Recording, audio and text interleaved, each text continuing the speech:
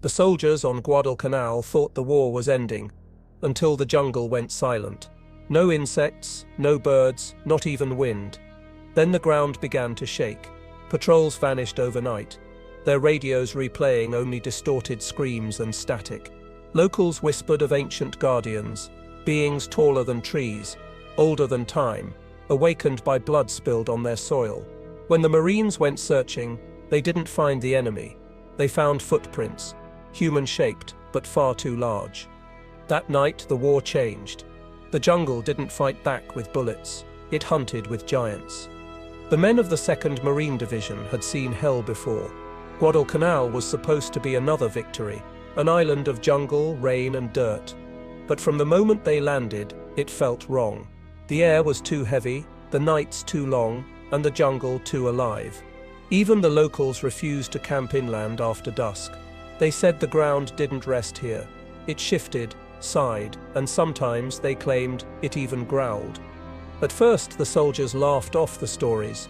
They'd fought the Japanese, battled disease, and buried their own. What could a jungle do that war hadn't already done?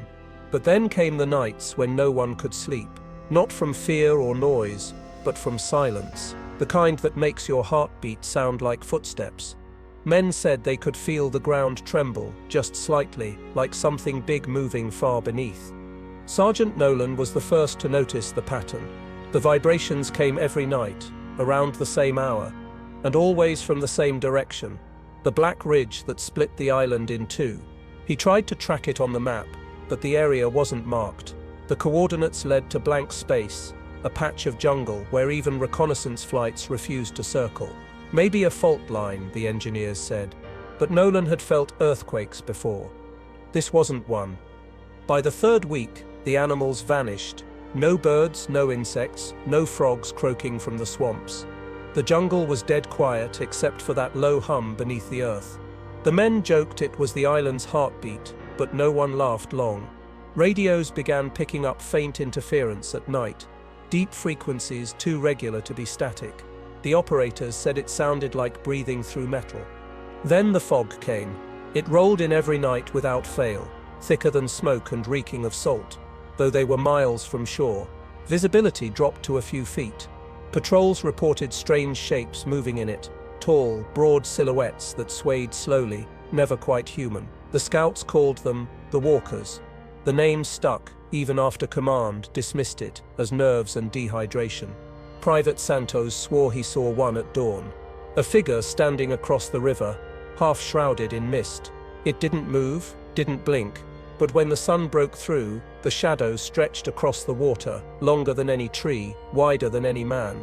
He fired once, and the sound vanished into the fog without an echo. That was when they realized the jungle wasn't just silent, it was absorbing sound. That night, the temperature dropped like a stone. The campfire hissed and sputtered as if the air itself had turned wet. The men huddled together, rifles in hand, their eyes darting toward the tree line. Somewhere in the darkness, something let out a long, low groan like the earth exhaling. It wasn't animal. It was too deep, too steady. It made their ribs vibrate. Corporal Hayes wanted to report it, but the radio was dead again. Every night it failed, and every morning it worked fine, as if nothing had happened. But the nights were changing them. The men stopped talking, stopped sleeping. They began marking time by tremors instead of hours. And when the ground didn't shake, they grew anxious, as if waiting for a heartbeat that refused to come. On the 8th night, a patrol was sent toward the ridge. 6 men went out. Only 3 came back. They were pale, shaking, eyes wide as if they'd seen the devil himself. "It's moving," one whispered. "The hill. It's alive." The others refused to speak at all. Command called it combat stress. But Nolan knew better. The mud on their boots wasn't from the jungle floor. It was from stone, wet and red like muscle. The next day, they found a crater the size of a house near the riverbed. Trees around it had been uprooted, soil overturned as though something enormous had dragged itself free. There were no tracks, no claw marks, just indentations deep enough to swallow a jeep. The engineers said it was a sinkhole, but no one had ever seen a sinkhole that pulsed. That night, the fog didn't come. Instead, a storm gathered without wind or thunder, just pressure, like the whole island holding its breath. The men stayed inside their tents, listening. Somewhere out in the dark, a single tree snapped like a bone. Then another, then 10 more. The noise moved closer, steady and deliberate, shaking the ground with each thundering step. When it finally stopped, they thought it had passed. But then came the whispering voices, low and mournful, carried through the mist. Some swore the voices spoke their names. Nolan stepped outside with his rifle and froze. Across the clearing, half lit by lightning, stood a figure taller than the palm trees, its eyes faintly glowing like dying embers. It didn't move, didn't charge, it only watched. The men opened fire. The muzzle flashes tore through the dark, but the figure didn't fall. It simply turned, slow and fluid, and vanished into the fog. When the smoke cleared, they realized their bullets hadn't hit anything. Not trees, not ground, nothing solid at all. It was as if the jungle itself had swallowed the shots. By morning, the ridge was gone. In its place lay a massive scar of earth, as if something had dragged itself out and left the wound behind. The tremors stopped, but no one celebrated. The men knew what it meant. The island hadn't gone quiet because it was calm. It had gone quiet because it was awake. And that's when they finally understood the truth. Guadalcanal wasn't haunted. It wasn't cursed. It was alive. And for the first time in history, it wasn't sleeping anymore. The jungle was a maze of green and shadow, endless and alive in a way that made every step feel like trespass. The soldiers had been ordered to scout deeper inland, beyond the mapped perimeter where the last patrol had vanished. The canopy above was so thick it smothered the sun, turning noon into a perpetual twilight. Every movement echoed wrong. Leaves rustled a second too late, and branches swayed though there was no wind. It wasn't just the heat that pressed down on them. It was the sense of being watched by something vast and patient. Sergeant Nolan led the way, machete cutting through vines slick with moisture.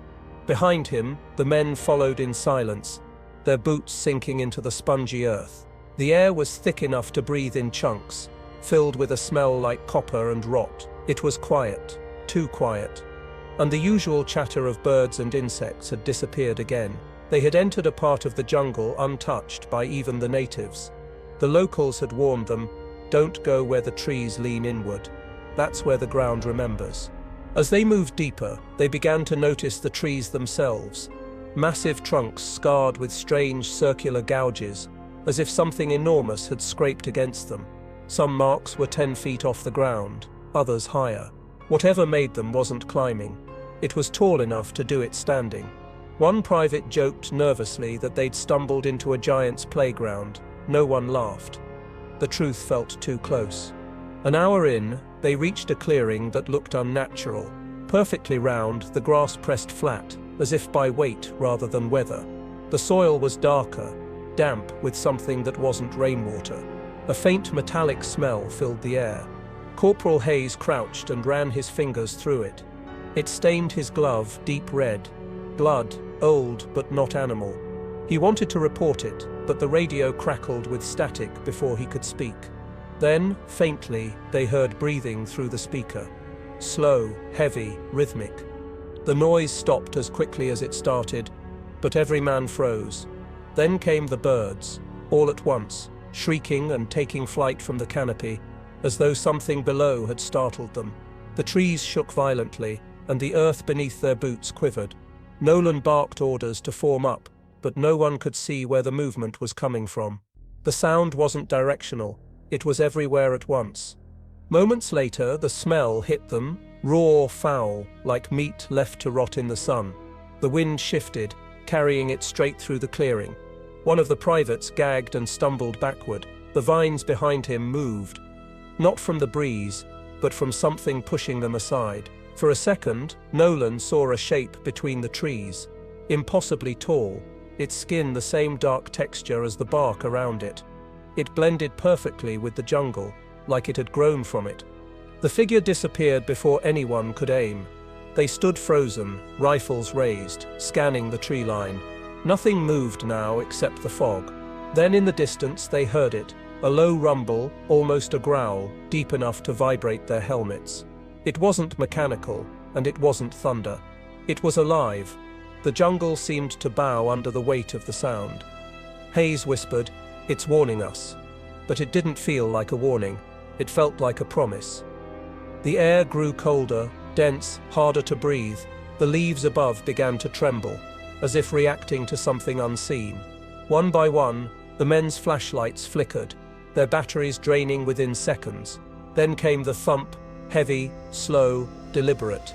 One step, another, each one closer than the last. Nolan motioned for silence, his pulse hammering in his ears. Through the trees, a massive shadow crossed the faint light. It was walking upright, but hunched, like it had to bend under the canopy. The outline of its arm alone was longer than a man's body. Its head turned slightly, revealing two faint orange glows, not eyes, but something burning within them. The ground quaked with each step until it vanished deeper into the fog. They waited 10 full minutes before moving again.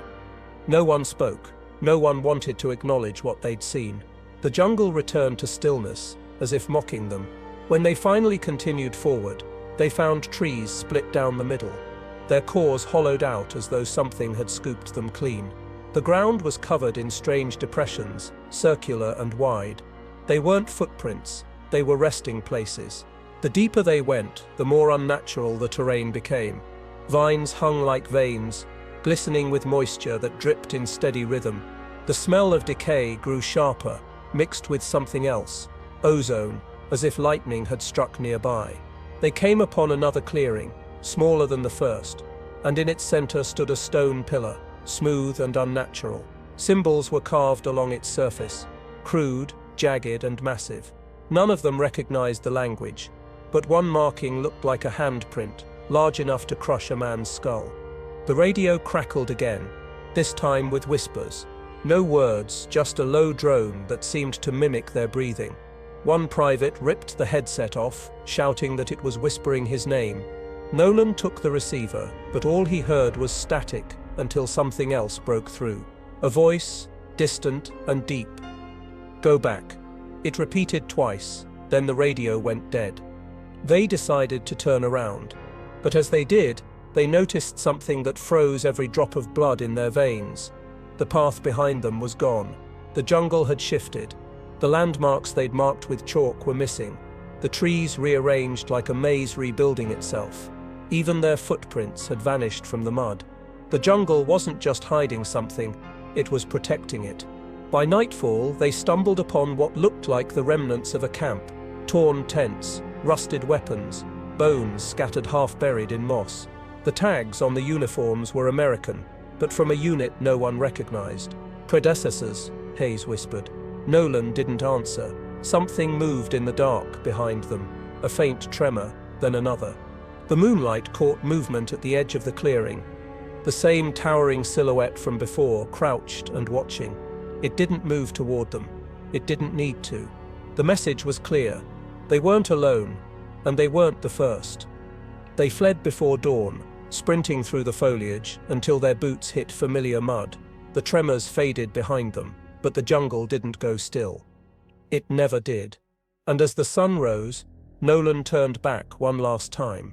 The mist was still there, curling through the trees, and for a brief second he saw something huge kneel back into the earth, as if the jungle was swallowing its secret again. That was when he realized the truth. They hadn't discovered a monster. They had trespassed on something sacred. The jungle wasn't hiding something bigger. It was something bigger, something ancient, waiting for the next fool to wake it again. The rain came hard the next morning, drenching the camp and turning the soil into black sludge. Most of the men were too exhausted to care.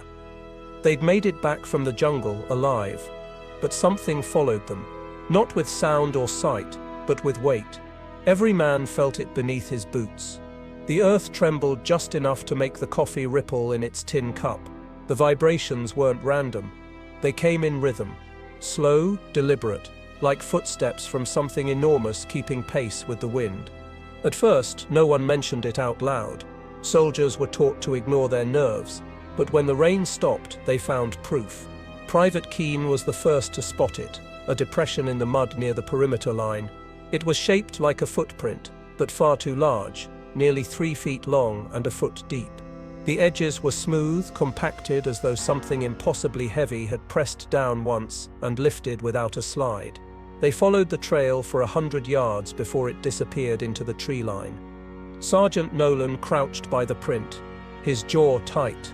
"No animal does this," he muttered. "Not even elephants." The jungle on Guadalcanal didn't have elephants. It barely had anything left that wasn't dead or starving. But this thing walked like a man. The spacing between each print suggested bipedal movement, a gait too steady and deliberate to be beast-like. And worse, there were 2 sets of tracks. One fresh, one older, both massive, running parallel. When command heard about it, they sent out a survey team, cameras, measuring tools, and a handful of nervous engineers. They returned 3 hours later, pale, shaking, and empty-handed. The prints they'd gone to photograph were gone. The entire area had caved in overnight, leaving a shallow depression filled with water and broken roots. "Sinkhole," the lieutenant said, "common in rain-soaked soil." But the men weren't convinced. The sinkhole was in the exact shape of a footprint, perfectly round at the heel, curved at the front, like toes the size of shovels. That night the air was too still. Even the ocean beyond the jungle seemed quiet, waves barely whispering against the shore. Nolan stayed up, smoking in the dark, staring toward the tree line. He couldn't shake the feeling that the island was breathing, exhaling fog that rolled low along the ground, curling through tents like curious fingers. Around midnight, Private Santos came stumbling from the watchtower, shouting that something was moving in the fields again. The men gathered, rifles in hand, flashlights cutting narrow beams through the mist. What they saw made their stomachs twist. Dozens of prints, fresh, deep, and leading straight toward the camp. But there was no sign of movement. The ground was wet, the air silent, and yet the prints grew one by one, pressing into the mud as if invisible feet were still walking. The men backed away, whispering prayers, while the ground quaked softly under their boots. In the morning, they found one of the outer trucks crushed into the ground. Not flipped, not exploded, crushed as if a colossal weight had pressed down from above. The steel frame bent inward like tinfoil. The tires flattened into black discs. No claw marks, no blast residue, nothing but pressure. The strange part was the tire tracks leading to it. They stopped halfway, frozen in the mud, ending abruptly like the truck had driven into the sky. Corporal Hayes tried to keep order, but morale was breaking. Half the men refused to sleep. The other half drank until dawn. Rumors spread faster than command could silence them. Stories of a thing that walked without sound, that left prints in places no man could reach. Some swore they'd seen it by moonlight, a moving shadow between the trees, tall enough to blot out the stars. The engineers joked it was just bad drainage, but none of them went near the perimeter again. On the 4th night, the tremors returned, heavier now, close enough to rattle the tin walls of their huts. The sound came from beneath, deep and slow, like something massive stirring underground. The floodlights flickered, one by one before dying completely. The jungle vanished into black. In that silence, they heard a faint clicking, not mechanical, not animal, something between bone and rock grinding together. Then the ground shook again, and this time, it didn't stop. Men stumbled out of their tents as the earth split near the tree line. The crack wasn't wide, but deep, too deep for light to reach. Steam hissed from it, hot and foul. Nolan shouted for a retreat, but then someone screamed. Private Keene was gone, 1 second standing near the edge, the next yanked downward by something unseen. The soil closed after him like a mouth sealing shut. The screaming stopped instantly. When dawn came, they found more tracks. This time they weren't alone in the mud. Fragments of uniform fabric, a single boot, and deep drag marks where something had pulled weight downward. The prints led back into the jungle, disappearing into thick vines that now hung lower, as though crushed under a massive body passing through. The team buried what little they found of Keene and reinforced the camp with sandbags. It didn't matter, the ground still moved beneath them. Nolan made a report, but HQ didn't respond. The radio operator swore the signal was working. It just wasn't being answered. At noon they tried again and the receiver came alive with static, then faintly the sound of footsteps. Slow, deliberate, echoing as though coming through the very soil. "This is Bravo Outpost," Nolan barked, but the reply wasn't human. It was a low groan, deep enough to make the speakers crack, then silence. The next night, they followed the new trail of footprints. It led them through a ravine carved by rain, the mud glistening under faint moonlight. There, they found bones, not whole skeletons. Fragments, shattered pieces fused into the earth. Some were human, others were not. Skulls too large, spines too thick. The men turned back immediately, but the prints followed them, fresh again by morning. It was as if the island was making new ones each night, keeping the illusion of something always walking. By the 6th day, the tracks surrounded the entire outpost, a perfect ring of impressions in the earth, circling their position like a predator marking its territory. No one dared step outside after dark. The vibrations grew softer but constant, like a distant drumbeat under their feet. Men began to dream of footsteps, waking in sweat as if something enormous had passed over them while they slept. When the rescue patrol finally arrived, they found the outpost abandoned. The equipment was still there, the fires still warm, but the ground was different, hard, compacted, as though something heavy had pressed down over every inch of it. There were no footprints this time, no drag marks, no bodies, just one set of enormous impressions leading into the jungle. And then, 100 yards later, stopping suddenly, as if whatever made them had taken flight. The rescuers reported the island calm, silent, almost peaceful. But as they turned to leave, their compass needles spun violently, and for a brief moment the ground quivered again. One long, heavy step, then it was gone. They never found Nolan's men. Only the tracks remained, fossilized in drying mud, proof that something too heavy for men had walked there once, and might still be walking, somewhere deeper beneath the earth. By the 7th night, the men had stopped pretending the island was normal. The jungle didn't rustle with wind anymore. It moved, slowly, rhythmically, like lungs expanding and contracting under layers of soil and root. The ground rose and fell by inches, enough to make coffee ripple in its tin cup and bullets roll across crates. At first, they thought it was an earthquake, but it never came in shocks. It came in pulses, deep, steady, alive. Sergeant Nolan stood outside the command tent, boots half sunk in the wet earth, feeling the rhythm beneath him. Every few seconds it would swell, hold its breath, then sink again. The sensation wasn't violent, it was deliberate, almost like the island was dreaming. He called for the engineers, but by the time they arrived, the movement had stopped, as if the ground itself had been listening. Corporal Hayes joked that the island had a heartbeat, trying to lighten the tension, but no one laughed. The men's faces were pale, their eyes sunken from sleepless nights. Even the air smelled strange now, thick with sulfur and something faintly sweet, like decay masked by flowers. The camp dog wouldn't stop barking at the ground, circling the same spot near the supply hut, whining and growling as though something below was moving. That night, Private Santos woke the camp screaming. His cot had sunk 6 inches into the dirt while he slept, the ground soft as flesh beneath him. When they pulled him out, the soil closed over the hole, smooth as if it had never been disturbed. The others gathered around in silence, too afraid to speak. There was no cave, no sinkhole, no explanation. The island had swallowed him, just a little, and then let go. By dawn, cracks appeared through the clearing, thin at first, then widening, breathing out mist that stank like sulfur and metal. The cracks didn't stay open, they opened and closed, expanding and contracting as if something large beneath the surface was exhaling. Nolan measured the timing.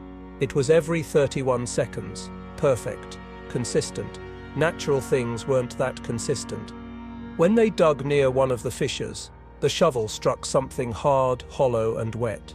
It wasn't rock. It vibrated under the touch, pulsing faintly like a heartbeat. Hayes dropped his shovel immediately, his face drained of color. "That's not ground," he whispered. They covered it back up, but the pulsing didn't stop. It grew stronger, traveling through the soil, reaching under their boots, under their tents, into their bones. Later that afternoon, the temperature dropped so fast their breath became fog. The fog didn't drift upward, it coiled low, hugging the ground, curling in strange patterns like it was being drawn to something. Radios failed again, and compasses spun in erratic circles. Nolan tried to rally the men, but they kept staring at their feet, claiming they could feel something touching them from below. Not crawling, breathing. Then the sound began. A low, hollow hum, rising from the soil itself. Not wind, not machinery, deeper, resonant, almost like the vibration of a whale song echoing through water. It didn't come from one direction, it came from everywhere. The hum grew louder until their teeth rattled and their rifles shook. Then abruptly it stopped, leaving behind only silence and the faint sound of shifting dirt. At 2200 hours, the outpost's floodlights flickered, and the ground began to move again, faster now, stronger.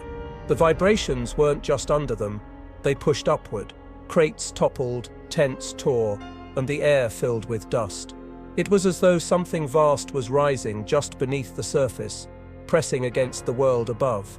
Men stumbled over one another, shouting, firing into the dark, unsure of what they were shooting at. When the shaking finally stopped, a crater had opened near the tree line. It wasn't deep, but it pulsed faintly, the earth expanding and collapsing in perfect rhythm, as if the planet itself had a heartbeat. A faint red glow shimmered deep within, visible only when the mist rolled aside. It flickered like a dying ember. One of the privates swore it blinked. The officers ordered the pit sealed, but every attempt failed. The soil refused to stay down. Every layer they shoveled in was pushed back up, as if something underneath rejected being buried. By morning, the red light had spread in veins through the ground, branching toward the camp like cracks in glass. The men followed the lines with their eyes, realizing they formed a perfect circle around the outpost. They were standing on top of something alive. Hayes wanted to evacuate immediately, but the radio operator finally got a signal through, only it wasn't from headquarters. The voice on the other end was faint, distorted, speaking in English, but with pauses that didn't sound human. "Stay where you are," it said. "Don't wake it." Then static swallowed the message. The men looked at each other, unsure whether it was a warning or an order. The next night, the ground stopped moving, but that was somehow worse. The air hung heavy, the silence unbearable. No one spoke, no one slept. Then around midnight, a deep rumble rolled through the jungle. The soil beneath the tents inhaled, drawing in dust, pebbles, and ash, as if taking a breath. A moment later, it exhaled, blowing mist through the camp with enough force to knock lanterns over. The jungle's breath smelled like rot and rust. One by one, the men began to panic. They fired into the ground, into the mist, into anything that moved. But the ground didn't fight back. It only breathed harder, faster, shaking the camp like the heartbeat of something waking from a long sleep. When it finally stopped, the air was still again, except for the faint sound of whispering rising through the soil. Nolan knelt, pressing his ear to the earth, and froze. The whispers weren't random. They were counting down. By dawn, the count had stopped, and so had the breathing. The red veins beneath the dirt had dimmed, the mist had cleared, and the air was still. It looked peaceful, too peaceful. Nolan knew what that meant. The island hadn't stopped because it was tired. It had stopped because it was ready. The ground wasn't just alive, it was asterisk-aware, and it had just taken its first breath in centuries. The jungle had a way of making men feel small, but that night the soldiers learned what it felt like to be hunted from above. After days of tremors and vanishing patrols, the air around the ridge grew heavy, unnaturally still, as though the forest itself were holding its breath. The moon was little more than a pale bruise behind the clouds, and the treetops swayed against the sky in uneven rhythm. But it wasn't the wind that moved them. Something else was up there. Private Santos was the first to look up. His flashlight caught what he thought were birds, until the light reflected off something glossy and wet, like the surface of an eye. Then another, higher up, and another. In seconds, the canopy was filled with pairs of faint amber glows staring back at them, unmoving. There were too many, too high, too still. They blinked, one after another, as if in silent communication. The men opened fire. The bullets tore through leaves and branches, raining splinters down. But the eyes didn't flinch. They vanished all at once, swallowed by the black. Then came the sound, branches creaking, trunks bowing under unseen weight, and a faint rumble that seemed to circle the camp. It wasn't thunder. It was footsteps above them. Whatever was up there wasn't climbing. It was moving through the canopy like the forest itself was carrying it. Sergeant Nolan shouted for the men to regroup, but the radio hissed with static. Through the interference came faint whispers, deep, distorted, repeating the same phrase in broken English. "Don't look up." Hayes froze, glancing skyward again, and swore he saw a massive silhouette stretch across the treetops, limbs like shadows, arms dragging through vines that snapped like rope. The canopy itself bowed as if something the size of a building was crawling across it. Branches snapped overhead. A massive shape dropped through the trees, landing far beyond the perimeter with a sound like thunder muffled by dirt. The shockwave rippled through the ground, knocking men off their feet. The fog returned instantly, rolling low and thick, and the jungle glowed faintly green from somewhere within. The eyes reappeared, closer this time, no longer in the trees, but hovering just above the mist line, scanning the camp like lanterns searching for prey. Private Santos screamed and fired again, his rounds vanishing into darkness. The muzzle flashes illuminated something vast behind the fog, a face impossibly wide, eyes burning orange, skin the color of wet stone. But the worst part wasn't the face itself. It was that it wasn't facing them directly. It was looking down, through the earth, as if it could see something below. Then came the wind. It swept through the trees in a single direction, carrying with it the stench of metal and rot. The treetops swayed violently, as if something enormous was pushing through from above. The soldiers could hear it now, low breathing, raspy and heavy, like a furnace pulling air through ancient lungs. Whatever it wasn't flying or walking. It was hovering, moving as if the forest itself was part of it. At 0200 hours, the mist turned red. The air shimmered, thick with heat, and every living thing in the jungle went silent again. Even the men stopped breathing for a moment. Then, from somewhere deep above, a beam of light pierced through the canopy. Not sunlight, but something biological, pulsing like a heartbeat. The ground quivered beneath it. The eyes blinked once, and the light snapped off. When it did, every piece of glass in camp shattered. Nolan ordered an evacuation, but the forest had already begun to close in. Vines dropped from above, thick and fast, wrapping around trees and tents as if pulled by unseen hands. Men cut them with knives, only for more to slither down. The canopy above them seemed to move, shifting like waves on a stormy sea, and between the gaps of swaying branches, more eyes appeared, hundreds this time, blinking in perfect rhythm, staring down in silence. One soldier tried to climb a tree to get a better look. He made it halfway before something grabbed him. There was no scream, no struggle, just a muffled snap and a thud that shook the dirt. His rifle hit the ground first, his body never did. When the others shone their lights upward, they caught a glimpse of his helmet, crushed flat, wedged between two massive branches that hadn't been there before. The men retreated toward the shoreline, dragging supplies through the mud, but the further they went, the taller the trees became, their trunks merging at impossible angles, their leaves glistening like wet scales. The canopy was alive, breathing, moving, watching. The eyes followed them, always above, never closer than the tree line but never farther either. It felt less like pursuit and more like observation. The giants weren't hunting, they were studying. Near dawn, the jungle erupted with light again, brief, blinding and silent. When their vision cleared, the eyes were gone. The forest looked untouched, peaceful even. Birds returned to the air, chattering nervously. The men collapsed near the water's edge, trembling. No one spoke for hours. It was as if the entire night had been erased, but the ground told another story. Massive impressions running parallel to the camp, deep enough to pool with water. Later, when command questioned the survivors, Nolan described what he'd seen. It wasn't a creature, he said quietly. It was part of the island. The eyes weren't looking at us. They were looking asterisk through us. The officers dismissed it as exhaustion, but when they checked aerial reconnaissance photos taken the next day, the canopy itself had changed shape. From above, the treetops formed a pattern, a massive spiral, with their camp dead in the center. That night, from the new base miles away, Nolan woke to see something glimmer through his tent's canvas. Two faint orange glows high above the horizon, too high for treetops, too still for stars. They watched him for a long time before fading into the clouds. And somewhere out in the distance, deep within the jungle, the sound of shifting branches began again, slow, patient, like the earth itself turning over in its sleep. The first call came through just after midnight. The men stationed at Hill 43 were supposed to be off-grid for recon 36 hours, in and out. But when the radio at base crackled to life, no one recognized the voice. It was strained, hoarse, and layered with static, repeating the same message: "Do not come for us." The transmission lasted less than 10 seconds before the signal cut out.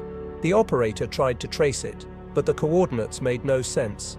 Hill 43 had been abandoned 2 years earlier. Sergeant Nolan was ordered to verify. The mission log showed that Hill 43 had been cleared after a landslide buried the old bunkers. No active unit should have been there.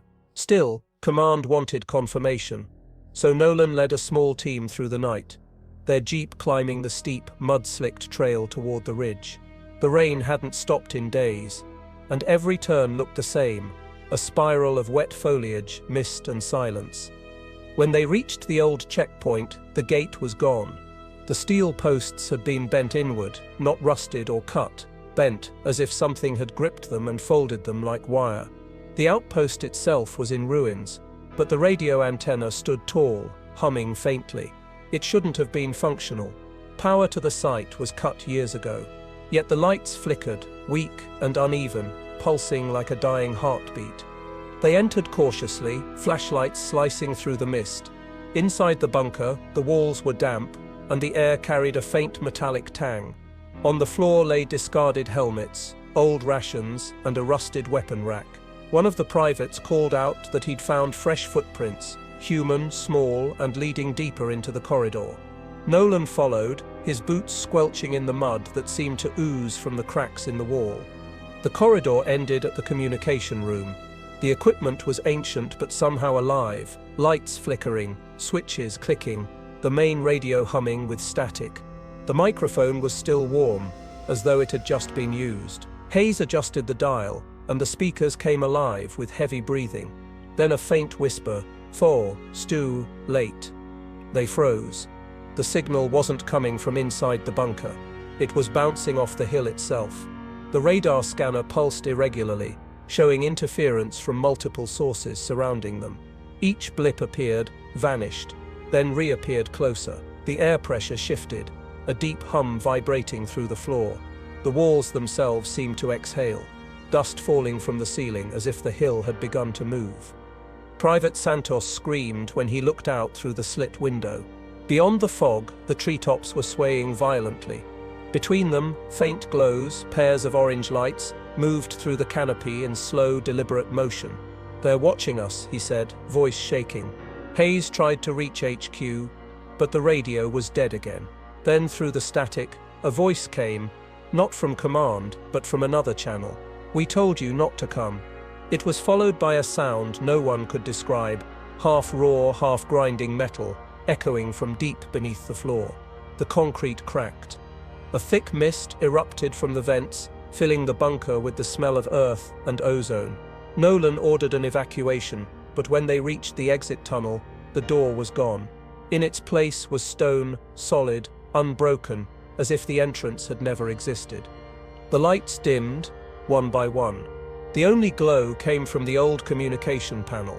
The microphone clicked on by itself. Static filled the air, and beneath it, something faint, a rhythm, like a heartbeat. Then came another voice, softer, familiar. It was Private Keynes, the man they'd lost weeks ago. "Sayer, don't wake it again," he said, then silence. They tried the emergency shaft, climbing through dripping tunnels until the air turned thin and wet. Somewhere above them, the ground shifted, grinding, flexing, breathing. The tunnel walls pulsed faintly, moisture dripping from cracks that widened and closed in slow rhythm. When they finally reached the surface, the forest was gone. In its place was a vast clearing, flattened as if pressed by a massive weight. The hill itself had changed. It wasn't a slope anymore, it was rising, splitting down the center like a wound reopening. The soil peeled back in folds, revealing something metallic beneath, smooth, ribbed, ancient. Lightning flashed. And for an instant they saw it clearly, a structure, vast and mechanical, breathing in sync with the thunder. Hill 43 wasn't a hill. It was the back of something buried. They ran. Every few seconds, the ground convulsed, throwing them off balance. The forest groaned, trees snapping under invisible pressure. From behind them came a deep, resonant moan, so low it made their bones ache. Hayes stumbled, dropping the radio. The device crackled once more before dying completely. But just before it went silent, a faint voice whispered through, Nolan's own, distorted and distant, "We're still here." At dawn, Command finally received a signal, just one transmission, looping endlessly from Hill 43. The message was broken, stretched by static and distance, but clear enough to understand, the hill is not ground, it's skin. They sent a reconnaissance plane over the area that morning, but all they found was a massive indentation where the hill used to be, like something enormous had lifted itself and walked into the sea. Hill 43 was erased from maps within the week. Official reports claimed the unit vanished in a landslide, but years later, operators still pick up fragments on shortwave radio, faint whispers beneath static, repeating coordinates that no longer exist. Some say it's just interference. Others swear they've heard breathing between the words. And on rare nights, when the fog rolls thick across the jungle's edge, the ground still hums with that same rhythmic pulse. Not a signal, not a storm, just the slow, steady sound of something ancient beneath the earth, remembering the last voice that called its name. The last night on Guadalcanal began with rain, thick, relentless and black with mud. The remaining soldiers huddled inside what was left of their outpost, their nerves already shattered. The air felt wrong, electric and heavy, as though the island itself was waiting. Every gust of wind carried a low, guttural moan that didn't belong to weather. Sergeant Nolan sat by the flickering lantern, listening to the tremors rolling beneath the floor. Each one came slower than before, deeper, almost like footsteps buried miles below. By 2100 hours, the jungle had gone completely silent. No birds, no insects, not even the restless croak of frogs. The men felt the vibration through their bones, a rhythm steady as a heartbeat. Then the power cut out. The lanterns dimmed, the radio died, and the entire camp sank into darkness. The only light came from the horizon, a faint orange glow spreading across the trees like sunrise, only it wasn't morning. The glow was coming from the ground. Nolan stepped outside, rain soaking his uniform instantly. The soil beneath his boots was warm, pulsing faintly with each tremor. The men followed, staring as cracks formed in the mud, glowing from within like veins of fire. The forest shifted, trees tilting at impossible angles, roots snapping like bones. It wasn't just the ground shaking, it was lifting. The ridge that had once been a hill began to rise, towering higher with each heave, shedding soil like dust from a giant's shoulders. "Jesus Christ," Hayes muttered, stumbling backward. The ridge wasn't terrain, it was a spine. Segments of earth peeled open, revealing layers of stone and metal fused together in patterns too precise to be natural. Between the plates, faint lights pulsed, red, then orange, then white, each beat matching the vibration under their feet. The realization hit all at once. The island wasn't built on bedrock, it was the bedrock, and it was waking up. The first sound came like thunder, but it wasn't thunder, it was breathing. The kind that rattled the ground and shook the air, pulling mist from the jungle like smoke from a fire. The earth swelled and released, each breath sending waves of steam rolling across the camp. Nolan shouted for retreat, but there was nowhere to go. The forest around them was moving, trees snapping, roots pulling free. the soil rippling like water around a massive shape pushing upward. Then the impossible happened. The entire ridge lifted, breaking apart into segments that shifted like vertebrae. The slope tilted, and the outpost slid downhill, equipment and men tumbling through the muck. When they stopped, the world looked wrong. The stars were moving, not in the sky, but reflected in something rising from the jungle. A surface, vast and curved, glinting faintly under the rain. The men stared in disbelief as a colossal form emerged, blotting out what little moonlight remained. It wasn't a creature in the way they understood. It had no clear face, no eyes, just an outline, half stone, half metal, alive with faint inner fire. As it rose, the land groaned, waves of mud and debris crashing outward like surf. The men screamed, some firing, others praying, their voices swallowed by the roar of earth splitting open. The ridge's summit cracked apart, and through the smoke and mist, they saw what looked like a skull, massive, weathered, and ancient as the island itself. Lightning struck then, revealing the full scale of it. The jungle hung from its back like moss, waterfalls spilling from where its shoulders met the sea. Its arms, or what looked like arms, were made of terrain, forests, rivers, all shifting as though pulled from the ocean floor. The ground beneath the soldiers' feet trembled violently, and a sound like a groan escaped from the depths below, low enough to make their chests ache. The island was standing up. Private Santos dropped to his knees, clutching the dirt. "It's not an island," he whispered. "It's a body." The realization spread like a chill. The earthquakes, the breathing, the lights, they hadn't been signs of collapse. They'd been signs of birth. The earth wasn't breaking apart. It was shedding. The creature, if it could be called that, took one step. Just one. The impact flattened trees for miles, sent waves crashing against distant shores, and turned rivers into boiling torrents. The men fell again, clutching whatever they could, as the jungle tilted beneath them. Through the haze of rain and fire, they saw its limbs stretch toward the horizon, its shape too vast to comprehend. What they thought was sky was its chest, and what they thought was mountain was its arm. The radio crackled suddenly, a burst of static followed by a familiar voice. "Hill 43. Do you read?" It was command, faint but alive. Nolan grabbed the receiver, shouting for extraction, coordinates, anything. The reply came, broken by interference. No extraction. The island's moving, into the sea. The radio died again, but the truth had already sunk in. Guadalcanal was walking. Through the chaos, the men watched the sea rise and swallow the shoreline. The ground tilted again, sending boulders tumbling past. One by one, the soldiers slipped into the current, their screams drowned by the roar of the ocean. Only Nolan and Hayes held on, gripping the roots of a half-buried tree as the jungle peeled away like paper. The glow beneath the soil brightened, and from deep inside the fissures came a single deafening sound, a heartbeat echoing through miles of earth. As dawn broke, the rain stopped. The horizon was empty. No island, no ridge, no men, only an endless expanse of steaming sea, rippling where the creature had once stood. Ships searching the next morning found nothing but debris, twisted metal, broken rifles, and mud floating where Guadalcanal had been. The official report called it a cataclysmic collapse, an unexplained geological event.